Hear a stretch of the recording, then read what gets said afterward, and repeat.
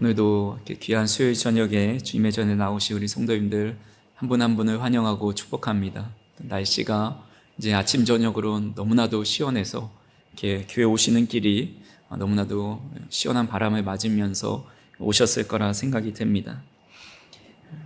우리가 가끔씩 서울의 명품 아파트 단지에서 이 택배 차량이 들어오는 것을 막아 놓고는 이 택배 기사에게 물건을 직접 들고 들어오라 요구하는 기사를 가끔씩 보게 됩니다.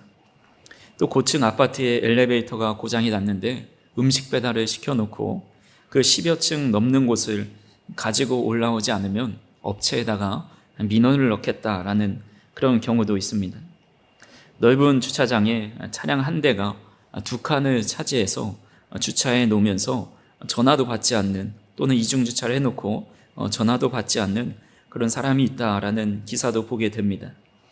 아파트는 참 좋은데 몇몇의 그곳에 살아가는 모습, 사람들의 모습 때문에 오히려 그 아파트의 품격이 떨어지는 것을 가끔씩 보게 됩니다.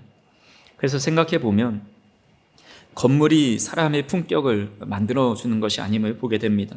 아무리 비싸고 좋은 아파트라 하여도 그 안에 살아가는 사람이 서로 배려하지 않고 자기밖에 모른다면 그 건물은 아무런 의미가 없습니다. 결국 사람이 좋아야 그 집도 빛이 나고 사람이 아름다워야 그 공동체도 아름다워지는 겁니다. 그런 면에서 신앙생활도 마찬가지입니다. 우리가 교회에 다닌다고 해서 저절로 아름다운 모습을 가진 성도가 되는 것이 아닙니다. 아무리 크고 잘 지어진 교회에 다닌다 해도 그것 자체가 우리의 신앙을 증명해 주지 않습니다. 오랫동안 교회에 다녔고 직분을 가지고 있었고 성경을 많이 안다고 해도 그의 마음에 그리스도의 마음이 없고 하나님을 향한 사랑과 또 그 말씀에 순종하고자 하는 마음이 없다면 오히려 세상 사람들에게 조롱거리가 될 수가 있습니다. 그래서 중요한 것은 내가 어디에 있느냐보다 그 자리에서 어떤 사람으로 살아가느냐가 더 중요한 것 같습니다. 그런 모습을 오늘 다윗의 모습을 통해서 보게 됩니다. 우리는 지난 계속해서 이어지는 압살롬의 반역에 대해서 살펴봅니다. 근데 압살롬의 반역이 이제 끝이 났습니다. 전쟁에서 승리한 다윗은 이제 예루살렘으로 돌아갑니다.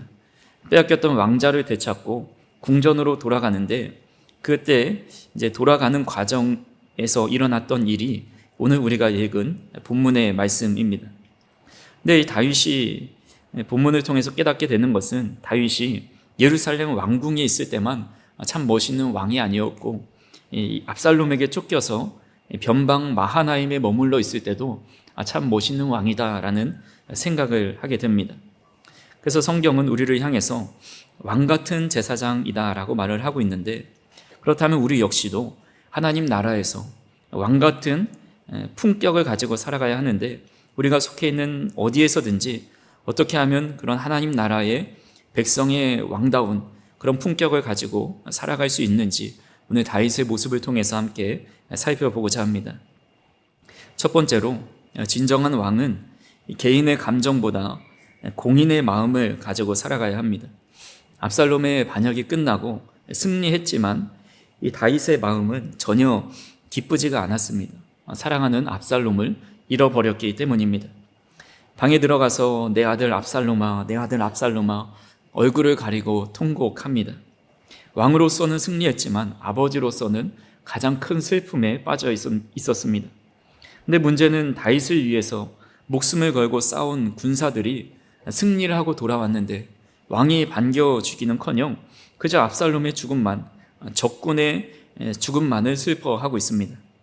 백성들은 마치 전쟁에서 패한 패잔병처럼 숨죽이며 들어옵니다.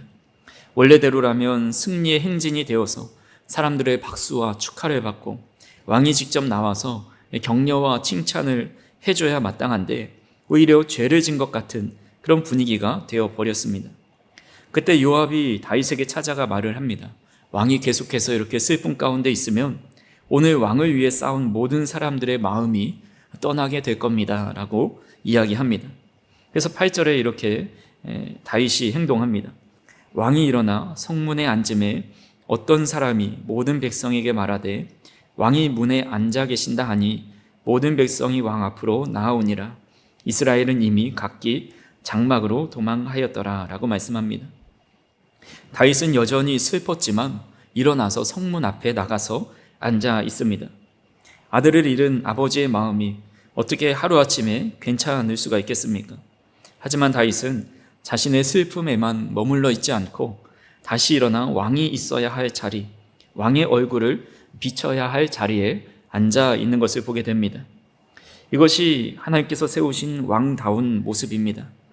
진정한 왕은 상처가 없는 사람이 아니라, 또한 아픔을 느끼지 않는 사람도 아니라, 자신도 아프고 힘이 들지만 그럼에도 골방에 숨어 있지 않고 금세 제 자리로 돌아오게 됩니다. 사람은 힘들어지면 자연스럽게 자기 중심적으로 변합니다. 내가 힘든데 힘든 것이 가장 크게 보입니다. 내가 힘든데 내가 얼마나 상처를 받았는데 왜 내 마음을 알아주지 않느냐고 이야기합니다. 물론 힘들 때는 위로가 필요합니다.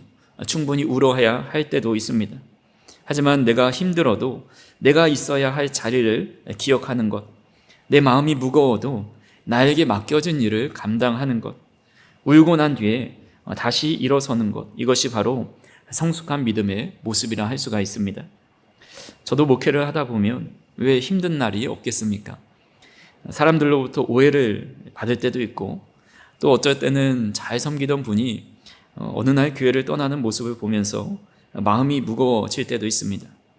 성도님들의 삶의 고난과 힘듦을 보면 저에게도 그 아픔과 고난으로 다가올 때가 있습니다. 무엇보다도 저도 연약한 사람이기 때문에 언제나 신앙이 고점에만 머물러 있는 것이 아닙니다. 때로는 무기력해지고 두려움이 찾아오고 아무것도 하기 싫은 때가 있습니다. 그렇다고 제가 사무실에 주저앉아 울고만 있을 수는 없는 겁니다. 어느 날 제가 오늘 이렇게 수요일날 나와서 성도 여러분, 제가 오늘 하루 종일 너무나도 마음이 힘들었습니다. 영적으로 요즘 너무 침체가 됩니다. 그러니 묵상기도 하고 자 돌아가시면 됩니다. 이렇게 하면 물론 우리 성도님들은 마음이 너무 좋으셔가지고 우리 목사 힘드시구나 기도하면서 이게 돌아가실 겁니다. 근데 우리가 365일 중에 하루 이틀만 힘든 게 아니죠. 어떻게 보면 힘든 날이 더 많은 것 같습니다. 그래서 계속 그렇게 반복되면 아마 성도님들도 함께 더 힘들어질 겁니다. 목회자를 바라보며 위로를 얻기보다 오히려 걱정하게 되고 어떤 분은 마음이 참 상하는 그런 경우도 있게 됩니다. 그래서 저는 이제 만약에 제가 평신도였다면 마음이 무겁고 힘들면 그냥 교회에서 안 나오고 집에서 그냥 낙심하며 있을 수가 있습니다. 근데 이 목사라는 직분이 힘들다고 예배를 안 드릴 수가 없는 거죠. 그래서 마음이 무거운 날에도 이 자리에 나와 예배를 인도하고 말씀을 전합니다. 그렇다고 오늘 제가 마음이 무겁다는 얘기는 아닙니다. 저는 마음이 좋습니다. 그래서 제가 이렇게 어느 때든지 이렇게 강단에서 말씀을 전하는 것은 제가 강해서 그렇기 때문이 아니라 제게 맡겨진 자리가 있기 때문입니다. 하나님께서 나를 목사로 세워주셨으니까 나의 감정과 또 나의 어려운 상황과 상관없이 하나님께서 세우신 자리에 있어야겠다라는 것을 깨닫고 그 자리에 나아가는 겁니다. 이것이 바로 저에게만 해당되는 말씀은 아닙니다. 우리 성도님들에게도 하나님께서 맡겨주신 자리가 있습니다. 남편으로서의 자리가 있고 아내로서의 자리가 있습니다. 부모로서의 자리가 있고 자녀로서의 자리가 있습니다.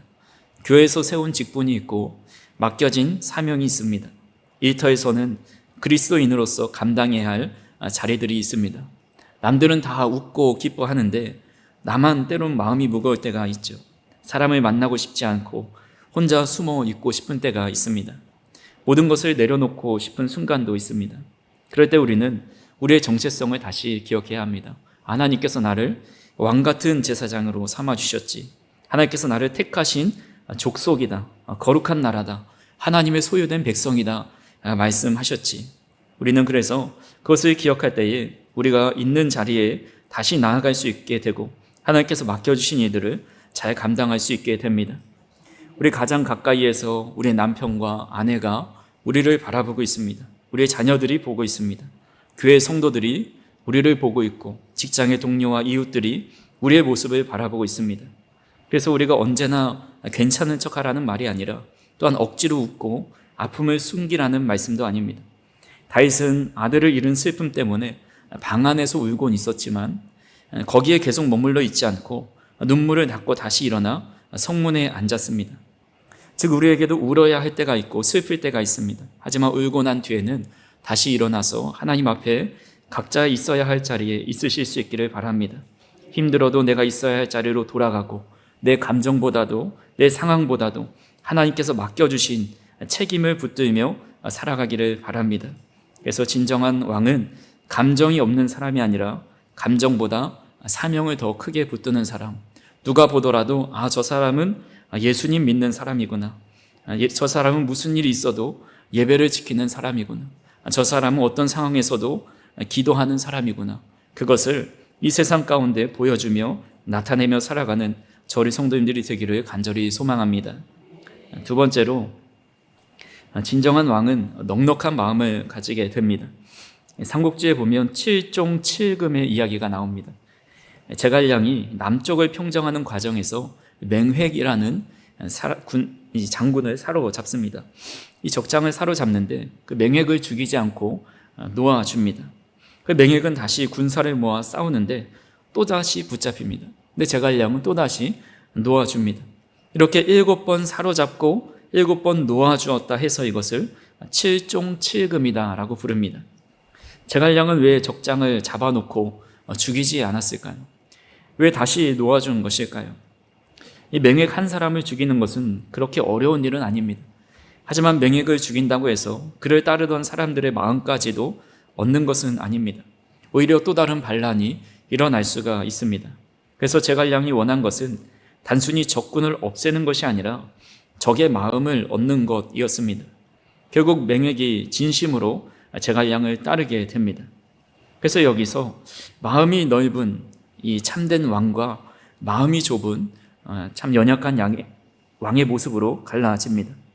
즉 대인배와 소인배의 차이가 있는데 소인배는 힘이 생겼을 때 자신을 반대하거나 힘들게 했던 사람에게 그것을 보복합니다. 근데 대인배는 자신을 반대하는 사람까지도 품어서 자기 편으로 만드는 힘이 있습니다. 그래서 오늘 본문의 다윗이 그런 모습을 보여주는 겁니다.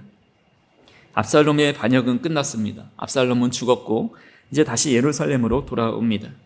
이제 칼자루가 다윗의 손에 있는 거죠. 자신을 배반했던 사람들을 숙청할 수 있고 또 처벌할 수가 있습니다. 그런데 다윗은 참으로 왕다운 이 대인배의 모습을 보여줍니다. 먼저 유다 사람들에게 이렇게 말을 합니다. 12절에 보면 너희는 내 형제요 내 권력이거든 너희는 어찌하여 왕을 도로 모셔오는 일에 나중이 되리요 하셨다 하고 라고 말씀합니다. 압살롬의 반역이 일어났을 때 유다 사람들 상당수가 압살롬의 편에 섰습니다. 이제 다윗이 왕으로 돌아왔으니 그들의 마음도 불편했을 겁니다. 이 왕이 돌아오면 우리를 어떻게 할까? 압살롬을 지지했는데 그 편에 섰는데 보복당하진 않을까? 이런 두려움이 있습니다. 근데 다윗은 그들에게 너희는 내 형제요 내 권력이라고 전달해라 라고 사신을 통해 이야기합니다. 더 놀라운 것은 아마사를 대하는 다윗의 태도입니다. 아마사는 압살롬이 반역했을 때 그 군대를 이끌었었던 군대 장관입니다. 적군의 최고 지휘관입니다. 그런 아마사에게 13절에 이렇게 말하고 있습니다. 너희는 또 아마사에게 이르기를 너는 내 권력이 아니냐 내가 요압을 이어서 항상 내 앞에서 지휘관이 되지 아니하면 하나님이 내게 벌 위에 벌 내리시기를 바라노라 하셨다 하라 라고 말씀합니다. 그러니까 우리를 대적했던 가장 앞장섰던 적장을 죽이는 것이 아니라 바로 자신의 군대 지휘관이 되어라 라고 이야기합니다. 이렇게 다윗의 대인배다운 모습은 여기서 끝나지 않습니다. 예루살렘으로 돌아가는 길에 또 한 사람이 찾아옵니다. 그 사람은 바로 시므이라는 사람입니다. 우리가 전에 살펴보았지만 시므이는 다윗이 도망칠 때 그 뒤를 따라다니면서 돌을 던지고 먼지를 날리면서 피를 흘린 자여 사악한 자여 가거라 가거라 라고 외쳤던 사람입니다. 다윗을 저주했던 사람입니다. 이제 상황이 바뀌어서 이제 시므이가 다윗을 찾아와서 말하는 겁니다. 19절에 보니까 왕께 아뢰되 내 주여 원하건대 내게 죄를 돌리지 마옵소서. 내 주 왕께서 예루살렘에서 나오시던 날에 종의 패역한 일을 기억하지 마시오며 왕의 마음에 두지 마옵소서라고 이야기합니다. 이때 아비새가 나서서 저런 사람은 죽여야 됩니다. 그래야 마땅합니다. 라고 이야기합니다. 너무나 당연합니다. 마땅히 죽여야 하죠. 근데 다윗은 내가 죽지 아니할 것이다. 라고 그에게 맹세합니다. 다윗은 원수를 갚을 힘이 있었지만 그 힘을 복수하고 보복하는 데 사용하지 않습니다. 힘이 없을 때는 어쩔 수 없이 참을 수밖에 없습니다. 아무것도 할 수 없으니 참아야 하지만 내가 충분히 갚을 힘이 있는데도 그것을 갚지 않는 것은 정말 쉽지 않은 일입니다. 다윗은 자신에게 등 돌렸던 유다 사람들에게 너희는 내 형제다 라고 말을 하고 자신의 최전방에서 앞장서서 싸웠던 아마사를 다시 자신의 군대 장관으로 만들고 자신을 저주했던 시므에게도 내가 너를 해치지 않겠다라고 맹세하고 있습니다. 이 왕 같은 사람은 얼마나 많은 사람을 이기느냐라는 것이 아니라 얼마나 많은 사람을 마음으로 품고 있느냐에 따라서 그 사람의 품격이 나타납니다. 그런 의미에서 우리 주님은 누구보다 위대하신 왕의 품격을 가진 분이십니다. 예수님께서는 자신을 배신한 베드로를 품어주셨고 자신을 향해 조롱하고 십자가에 못 박는 사람들을 위해서 저들의 죄를 용서해 달라고 사하여 달라고 저들이 하는 것을 알지 못한다라고 기도하셨습니다. 로마서 5장 10절에 보면 우리가 원수 되었을 때에 예수님께서 죽으심으로 하나님과 화목하게 되었다라고 말씀합니다. 우리가 원수 되었던 하나님과 원수 되었던 사람입니다. 그런 우리를 예수님께서 단순히 살려두신 정도가 아니라 우리를 품어주시고 하나님의 자녀로 삼아주셨습니다. 괴인 중에 괴수와 같은 우리를 넉넉히 품어서 자녀 삼아주신 은혜를 받은 자들입니다. 그래서 오늘도 우리가 그렇게 받은 은혜를 가지고 살아가라고 성령의 기름을 부어주셨습니다. 저 우리 성도님들이 십자가에서 받은 용서를 기억하면서 우리가 더 많은 사람들을 품고 내가 누군가에게 안갚음을 해줄 수 있는 힘과 또 권위가 있다 할지라도 한 사람을 더 많이 품어주고 용납해 줄 수 있는 참 왕같은 제사장으로 살아가기를 간절히 소망합니다. 마지막으로 받은 은혜를 기억하며 감사해야 합니다. 다윗이 요단강을 건너서 예루살렘으로 돌아가려 할 때 바르실레가 다윗을 배웅하기 위해 찾아옵니다. 바르실레는 다윗이 가장 어려웠을 때 먹을 음식뿐만 아니라 침상과 대야까지도 내어주면서 그들을 섬겨주었던 사람입니다. 힘들 때 도움을 받을 때는 누구나 고마워합니다. 이 은혜를 내가 절대 잊지 않겠다고, 제가 형편이 좋아지면 반드시 이 은혜를 갚겠다라고 이야기합니다. 근데 막상 형편이 좋아지고 다시 회복이 되면 그때 도와줬던 사람들을 잊어버리는 경우가 많이 있습니다. 그래서 우리나라 속담에 화장실 들어갈 때와 나올 때의 마음이 다르다라는 것이 그 잠시의 찰나의 순간에도 받은 은혜를 회복이 되면 받은 은혜를 잊어버리는 것이 바로 우리 인간의 마음입니다. 근데 다윗은 그때의 은혜를 기억하고 바르실레에게 예루살렘으로 함께 가자고 이야기합니다. 내가 너를 공개하겠다. 내가 너를 끝까지 인생을 책임져 주겠다. 라고 이야기합니다. 근데 그때 바르실레의 나이가 80세였습니다. 자신은 음식을 먹어도 그 음식이 맛있는지 모르고 좋은 음악을 들어도 그 음악이 좋은 음악인지를 잘 모른다고 하면서 자신의 아들 김함을 데려가라 라고 이야기합니다. 그래서 38절에 다윗이 이렇게 말을 합니다. 왕이 대답하되 김함이 나와 함께 건너가리니 나는 내가 좋아하는 대로 그에게 베풀겠고 또 내가 내게 구하는 것을 다 너를 위하여 시행하리라 라고 말씀합니다. 다윗은 바르실레에게 갚아줄 것을 그의 아들에게 대신해 줍니다. 말뿐만 아니라 실제 받은 은혜를 행동으로 보답합니다. 더 나아가 죽을 때까지 바르실레에게 받았던 은혜를 잊어버리지 않았습니다. 그가 죽게 되었을 때 솔로몬에게 유언을 남기는데 그 유언 중에 하나가 바르실레와 그의 아들들에 관한 내용입니다. 열왕기상 2장 7절에 이렇게 말씀합니다. 같이 한번 읽어보겠습니다. 마땅히 길르앗 바르실레의 아들들에게 은총을 베풀어 그들이 내 상에서 먹는 자 중에 참여하게 하라. 내가 내 형 압살롬의 낯을 피하여 도망할 때 그들이 내게 나왔느니라. 아멘. 다윗은 죽음을 앞둔 그 순간에도 바르실레를 기억했습니다. 자신이 가장 초라하고 어려웠을 때 누가 곁에 있어 주었는지를 잊지 않았습니다.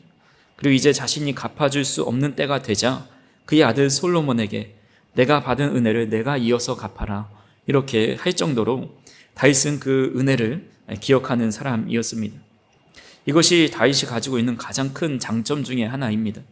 그는 하나님께 받은 은혜를 늘 기억했던 사람이고 사람에게 받았던 은혜도 반드시 갚을 줄 아는 사람이었습니다. 다윗은 골리앗을 무찌르고 사울 왕에게 이스라엘의 군대 장관의 지위도 얻고 그의 딸과 결혼도 하고 많은 재물을 얻었습니다. 비록 사울이 자신을 죽이려고 쫓아왔지만 그를 직접적으로 복수하지 않았고 그가 죽었을 때 진심으로 누구보다 슬퍼하는 모습을 보여줍니다.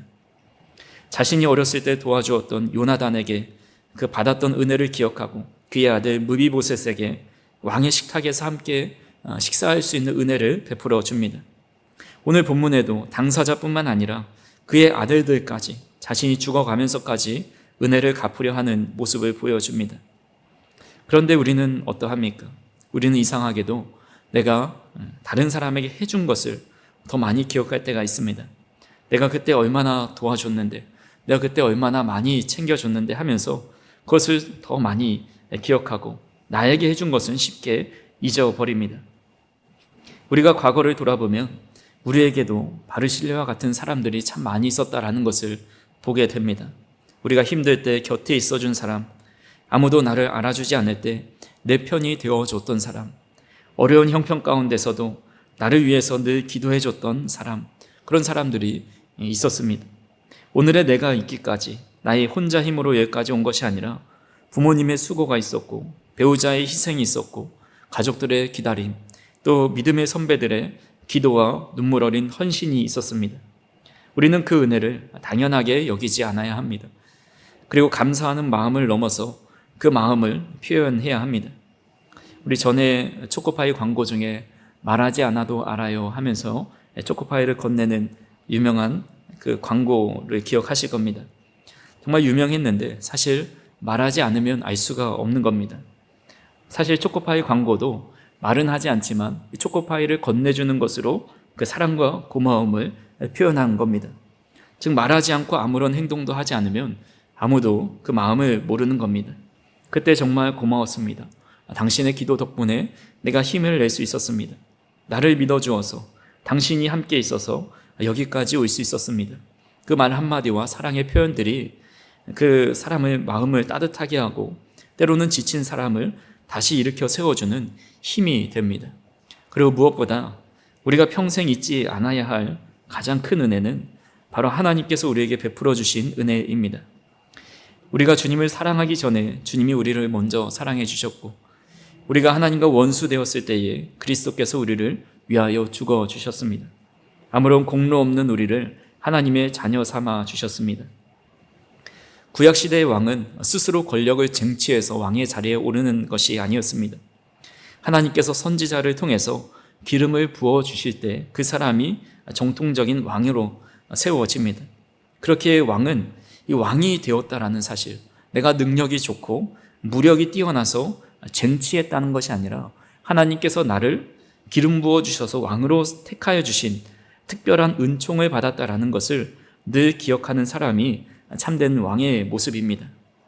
우리도 마찬가지로 하나님 나라에 어떻게 왕같은 제사장이 될 수 있겠습니까? 우리를 그런 놀라운 직위를 주시고 그런 호칭으로 불러주신 하나님의 특별한 은혜를 우리는 날마다 기억하며 살아가야 합니다. 마음으로 감사하는 것이 아니라 또한 말로 표현하고 행동으로 깊이 은혜에 대해 보답을 하며 살아가야 합니다. 시편 116편 12절에서 14절에 보면 우리가 어떻게 하나님의 은혜에 보답하며 살아갈 수 있는지에 대해서 시인이 이렇게 고백합니다. 같이 한번 읽어보겠습니다.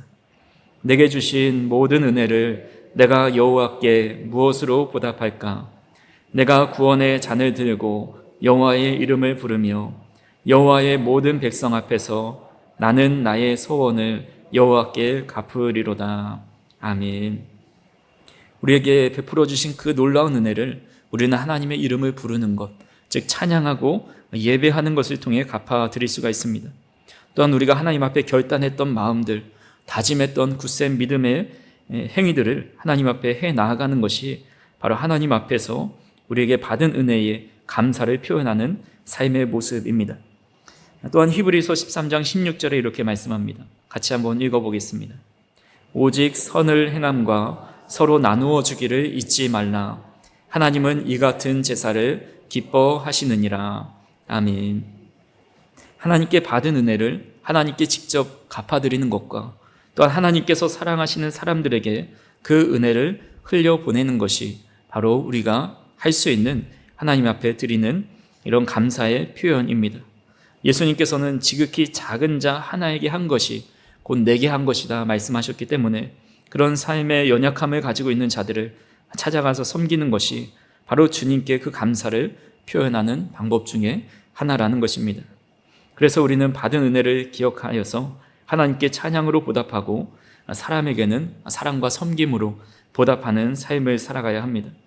다윗이 죽는 순간까지 바르실레의 은혜를 잊지 않았던 것처럼 우리도 사람에게 받은 사랑과 무엇보다 십자가를 통해 받은 주님의 은혜를 평생 잊지 않고 감사하며 살아가는 저와 우리 성도님들이 되기를 간절히 소망합니다. 말씀을 정리합니다. 다윗이 다시 예루살렘으로 돌아갑니다. 근데 다윗을 왕답게 만든 것은 그가 예루살렘 궁전에 앉아있을 때 그가 왕의 모습을 되찾은 것이 아니라 온전히 연약함 속에 있을 때도 그가 슬픔 속에서도 자신의 자리를 지킬 때에 자신에게 등을 돌리고 저주한 사람을 품고 용납해 주었을 때에 어려울 때 자신에게 베풀어 주신 은혜를 끝까지 기억하며 표현하였을 때 그는 참다운 왕의 모습으로 서 있는 것을 보게 됩니다.